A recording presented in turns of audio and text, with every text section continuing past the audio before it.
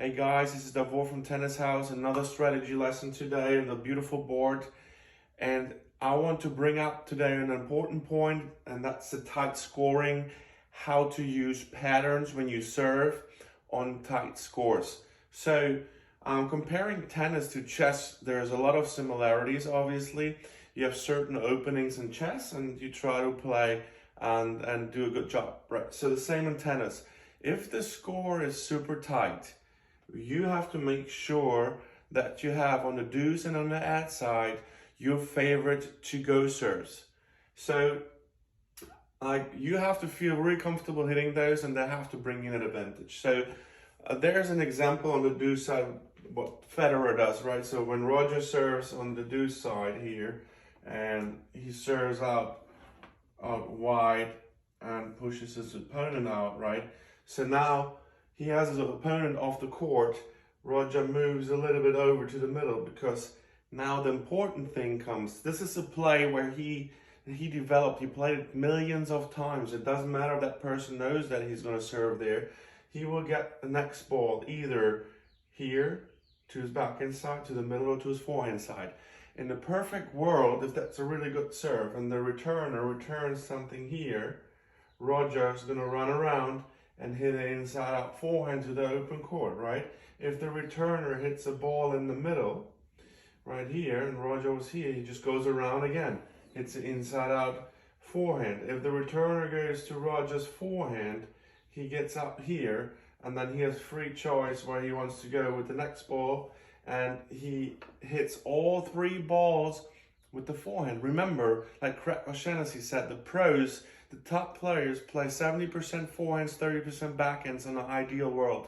So the backhand is our shield, the forehand is our sword.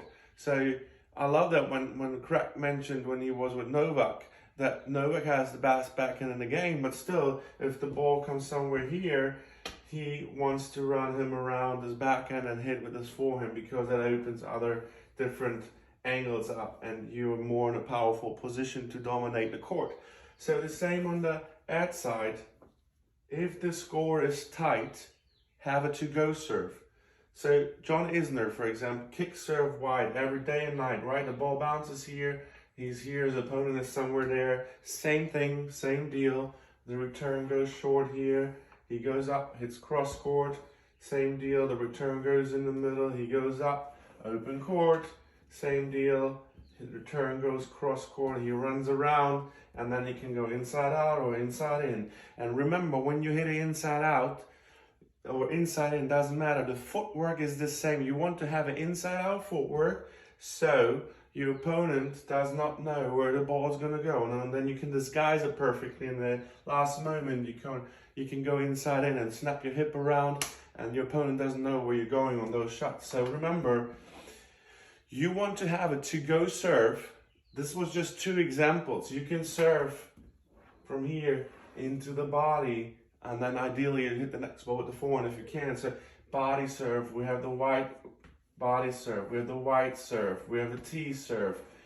You have so many possibilities how you serve.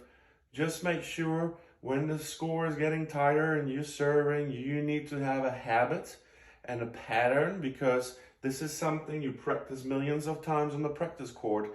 And then the same thing, what a coach told me one day, it doesn't matter if there are thousands of people watching you, you're still going to do the same thing. You just blend everything out around you, and then you have a to-go serve, and that should be automated by your brain, by your body. You should do that automatically, and then you're most likely not going to mess up. You're going to have a big advantage when you serve. So keep that in mind, guys. I hope those strategy lessons help a little bit.